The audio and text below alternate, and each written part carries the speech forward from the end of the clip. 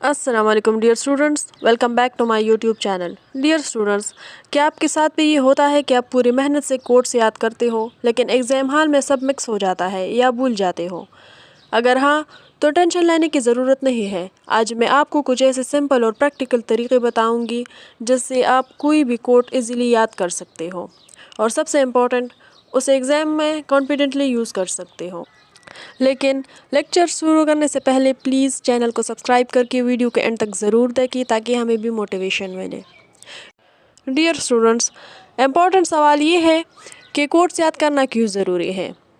تو کوٹس یاد کرنا اس لیے بہت ضروری ہوتا ہے کیونکہ جب بھی آپ کوئی لٹریری پیپر اٹیمپٹ کرتے ہو، چاہے تھیمیٹک انالیسس ہو یا کسی ٹیکسٹ کا ڈیٹیل آنسر، وہاں آپ کو اپنی بات کو اسٹرانگ بنانے کے لیے ریفرنسز دینے پڑتے ہیں، اور یہ ریفرنسز تب بھی ہی افیکٹو ہوتے ہیں جب آپ رائٹر کوئی ایگزیکٹ ورڈز یوز کرتے ہو جنہیں ہم کوٹس کہتے ہیں۔ لیکن اکثر اسٹوڈنٹس کے لیے یہ کافی مشکل ہوتا ہے کیونکہ یا تو کوٹس یاد نہیں رہتے یا ایگزام کے وقت مکس ہو جاتے ہیں۔ کبھی ایسا بھی ہوتا ہے کہ آئیڈیا یاد ہو جاتا ہے لیکن ایگزیکٹ ورڈنگ یاد نہیں آتی، جس کی وجہ سے اسٹوڈنٹس کانفیڈنٹلی اپنے آنسر پریزنٹ نہیں کر پاتے۔ اسی لیے یہ سمجھنا بہت امپورٹنٹ ہے کہ کوٹس کو صرف رٹنا نہیں بلکہ انہیں صحیح طریقے سے یاد کرنا ضروری ہے تاکہ آپ انہیں ایز اے اسٹرانگ ریفرنس اپنے آنسرز میں یوز کر سکیں۔ ڈیئر اسٹوڈنٹس، جن لوگوں کو کمپلینٹ ہوتی ہے کہ وہ کوٹس یاد کر لیتے ہیں لیکن ایگزام ہال میں سب بھول جاتے ہیں، اور آنیسٹلی پرابلم یہ نہیں ہوتی کہ آپ کا دماغ کمزور ہے، پرابلم یہ ہوتی ہے کہ ہم غلط طریقے سے یاد کرتے ہیں۔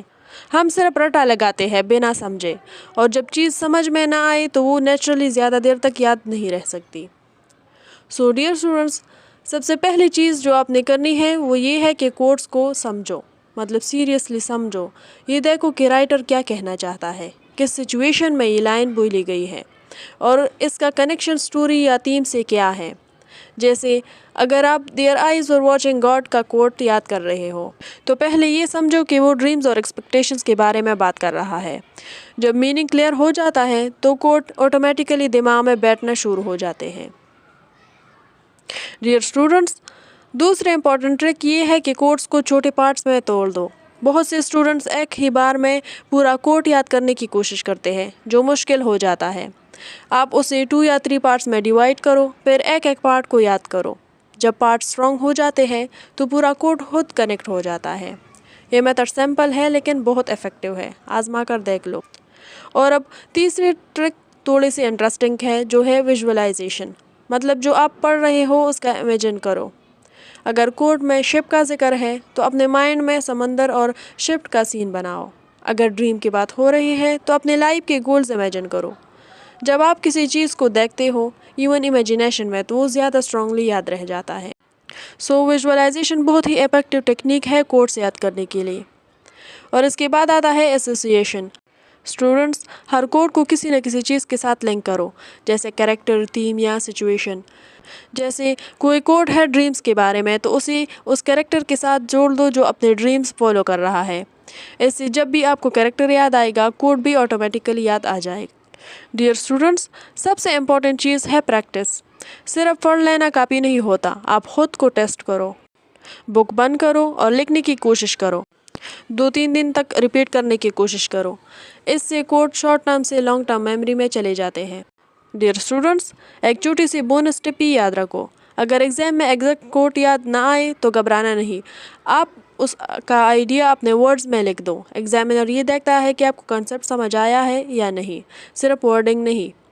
اور آخری بات بس اتنی سی ہے کہ کوٹس یاد کرنا مشکل نہیں ہے، بس طریقہ صحیح ہونا چاہیے۔